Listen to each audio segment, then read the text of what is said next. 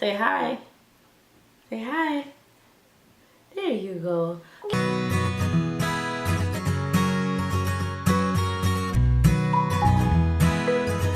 Hi everyone. Today I'm going to be talking to you about how I was able to afford to become a stay-at-home mom. So I'm just gonna make this a quick video and jump right into it. Starting with tip number 1, which is to save your money. So this tip applies to people that are currently working right now. When I became pregnant, I worked pretty much towards the end of my pregnancy, and what me and my husband decided to do is we both agreed that we would try to live off of one income and save as much money as possible. What this does is make the transition a lot easier. Car? It's a car? Car. Car.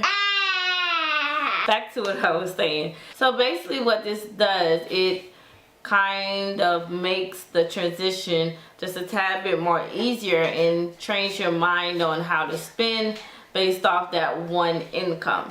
Also, saving the money that you're making while you're working, it helps you build an emergency fund. So if something happens to your husband or your spouse or whatever, whoever's working full-time, if something happens to them and you know that they're not working or anything of that sort, you have an emergency fund. So that's very important as well.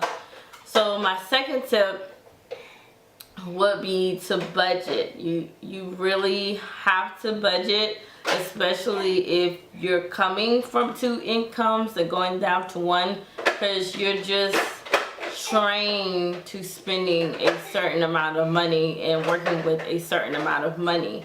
So now you have to learn and adjust and make a budget for this one income. I know when I was working, I would constantly say, you know, man, we don't make enough money. We don't make enough money.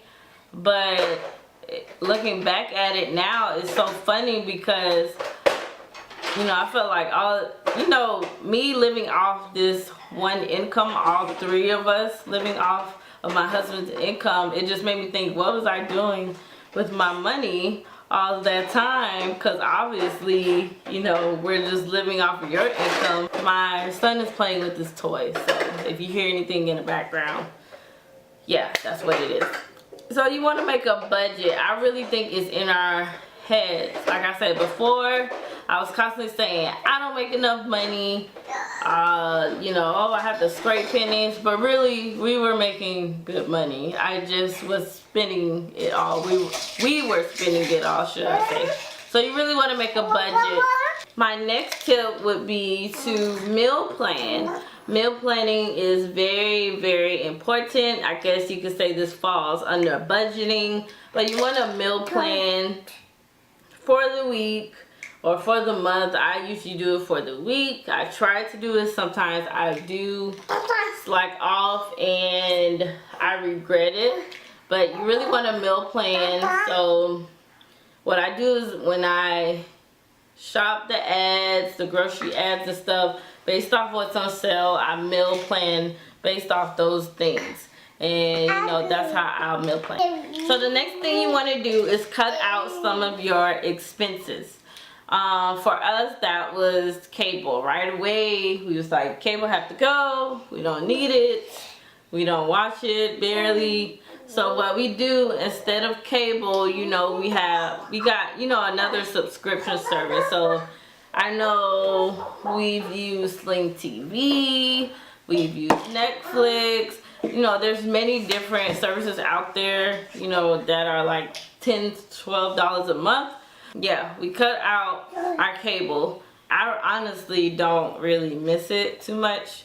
We do get all of our major channels on our, we have like a antenna box, like very just small, simple antennas, and they pick up all the major networks, the major channels, you know, ABC, Fox, NBC. So all your shows that you like to watch, you know, on primetime TV, they all come on those channels.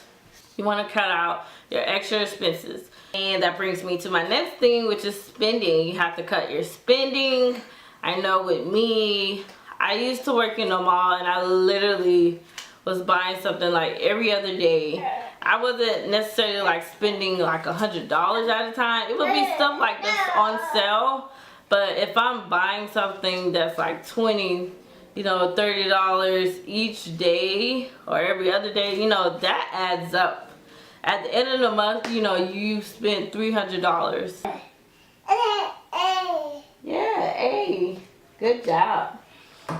If you're not a person that just cannot, cut their spending, you have to have the latest and greatest every time it comes out.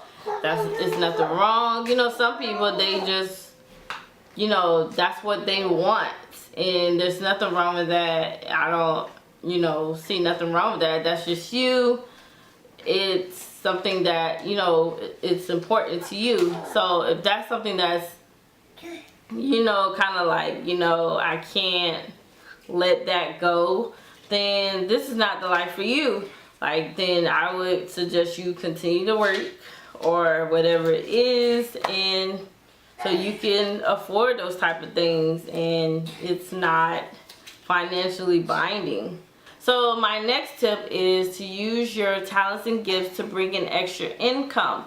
For me, that would be photography and graphic design, as well as blogging. Those are things that I was very passionate about, that I like doing, that I was good about. And those are ways that I bring in extra income to help out. We're all good at different things. So just use your gifts and talents to bring in extra income. You might be able to even look after another child, someone who's looking maybe for daycare and you're at home. You can, offer to take care of another child if that's something you're willing to do and you enjoy doing it. I hope I haven't forgotten anything. I hope this was helpful. So I'm sorry, but my camera currently is dying and it just shut off on me. So I just want to say thank you guys for watching, and if you like these type of videos, mommy lifestyle advice and things like that, please subscribe, comment, and share if you think this will be helpful. If you guys have any questions, feel free to message me. I love interacting with my viewers, and I'll see you guys in another video. Bye bye. Say bye bye. Bye bye.